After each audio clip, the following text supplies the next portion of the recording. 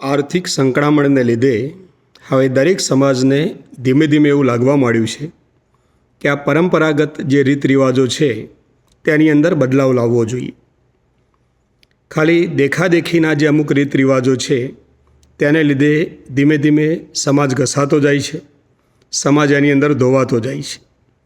અને આ સમજ હવે દરેક સમાજની અંદર આવી છે.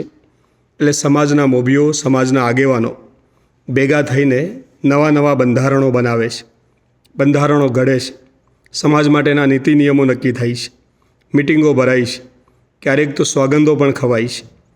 અને આ બંધારણ સમાજની અંદર અમલ કરવા માટે મૂકવામાં આવે છે. 6 મહિના, 12 મહિના, વર્ષ 2 વર્ષ ચાલે છે અને વળી પાછું બંધારણનો ભંગ થઈ જાય છે. વળી પાછું હતું એનું એ જ બધું જૂનું શરૂ થઈ જાય છે. આવું કેમ થાય છે? બંધારણ કેમ ફેલ જાય છે? તો એના માટે સૌથી મહત્ત્વનું જો કારણ હોય તો તે છે, તમે નોટ કરજો, તમે નોંધ લેજો કે જ્યારે જ્યારે બંધારણની મિટિંગો મળે છે ત્યારે 90-95% હાજરી માત્ર પુરુષોની હોય છે. સ્ત્રીઓની હાજરી બહુ પાંખી હોય છે, કાં તો બિલકુલ નહિવંત હોય છે.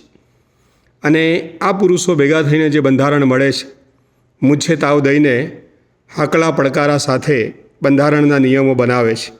અને પછી ઘરે જઈને આ મોભીઓના ઘરે જ્યારે પ્રસંગો આવે ત્યારે સ્ત્રીઓના આવા વાક્યો હોય છે કે ના, અત્યાર સુધી આપણે સમાજનું બધાનું લીધું અને હવે આપણા ઘરે પ્રસંગ આવ્યો ત્યારે આપણે બંધારણ બતાવીએ તો સમાજમાં આપણી ઇજ્જત શું રહેશે?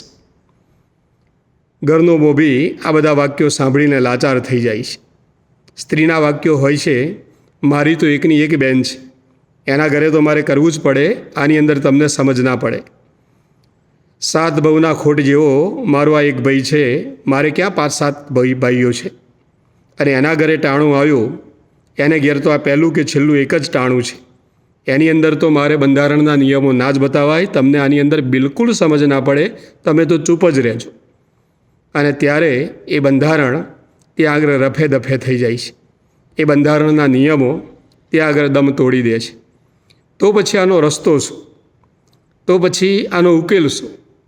મારી દૃષ્ટિએ આનો એક જ ઉકેલ છે કે જ્યારે જ્યારે બંધારણની સભાઓ થાય, બંધારણની મિટિંગો થાય ત્યારે ખૂબ મહેનત કરીને દરેક ગામની અંદરથી, દરેક ઘરની અંદરથી સૌથી વધારે સંખ્યામાં ત્યાં સ્ત્રીઓ હાજર રહે અને એ સ્ત્રીઓને કોઈ સારા વક્તાઓ પાસે સમાજના જે ખોટા રીત રિવાજો છે એનું ઊંડાણપૂર્વકનું જ્ઞાન આપી સ્ત્રીઓને આગળ કરી જો બંધારણ બનાવવામાં આવશે તો પછી જુઓ કમાલ કે કોઈ પણ બંધારણ ક્યારેય પણ તૂટશે નહીં.